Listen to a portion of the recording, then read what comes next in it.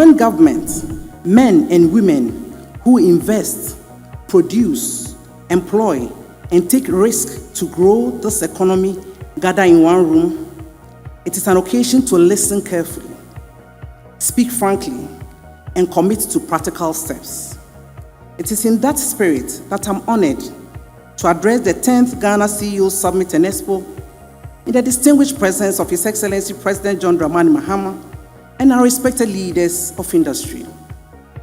Your Excellency, your presence here today, following your recent engagement with members of the Chief Executive Network Ghana at Jubilee House, signals a structured, purposeful dialogue between government and the private sector is not optional, but essential. I'm also here to commend the Chief Executive Network Ghana for sustaining this platform for 10 years. A decade of convening government, CEOs, investors, and policymakers is a meaningful and lasting contribution to Ghana's economic life.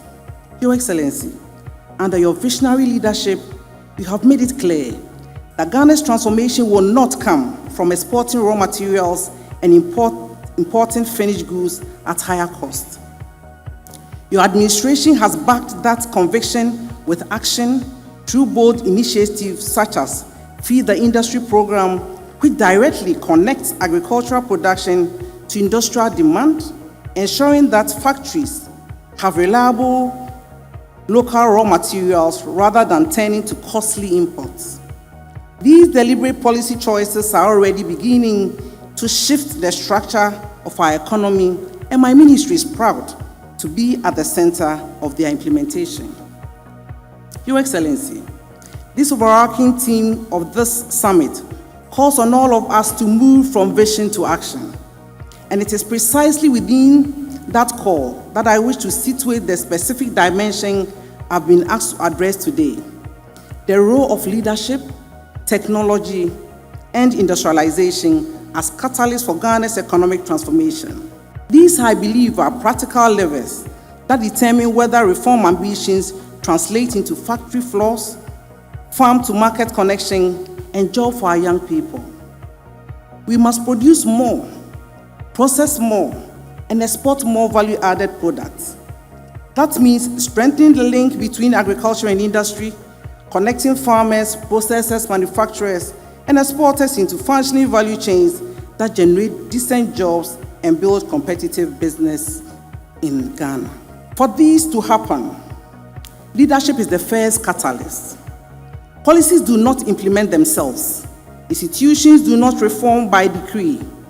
It takes leadership in government and in boardrooms that is willing to make difficult decisions, hold itself accountable, and stay the course.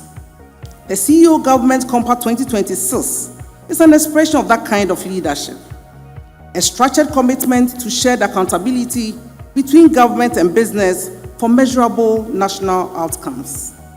Technology is the second catalyst. Digital tools, e-commerce, mobile payment, and digital logistics are already helping small businesses reach wider markets and operate more efficiently. A good product made in Jamatimponim, Tamale, Ho, Wa, Kumasi, or Accra should be able to reach markets across Ghana, Africa, and beyond. Government's role is to create the enabling environment. Businesses' role is to invest in the capability to compete. Your Excellency, industrialization is the third catalyst. We must move decisively from import dependence to productive manufacturing. Agro-processing, local content development, industrial value addition, and export competitiveness are not aspirations for tomorrow. They are our targets for today. Ghana's position as host of the Africa Continental Free Trade Area Secretariat gives us a structural advantage that our enterprises must be positioned to exploit. With the right standards, packaging, certification, and market intelligence, Made in Ghana must stand for quality, reliability, and consistency.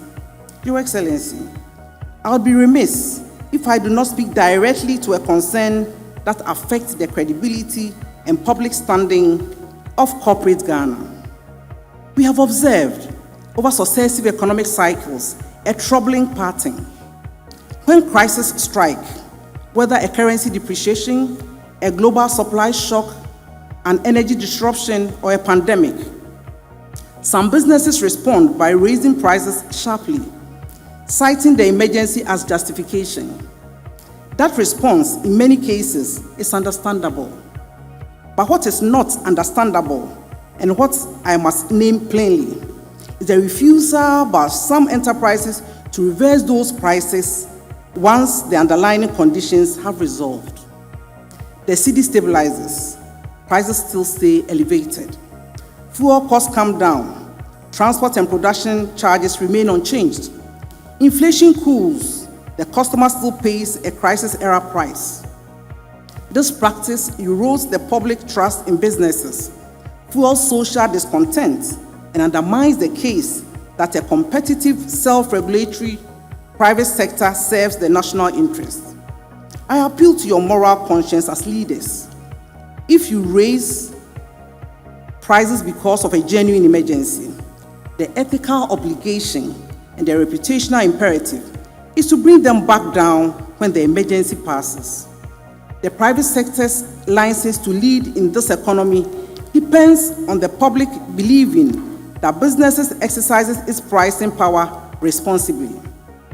Your Excellency, distinguished ladies and gentlemen, the Ministry of Trade, Agribusiness and Industry stands ready to work with the private sector on reforms, industrialization, value addition, digital trade, export development, and Africa Continental Free Trade Area opportunities.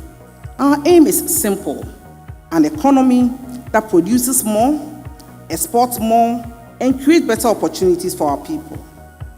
I congratulate the Chief Executive Network Ghana, the participating CEOs, exhibitors, partners, and awardees, and wish this 10th CEO Summit and Expo a successful, consequential outcome.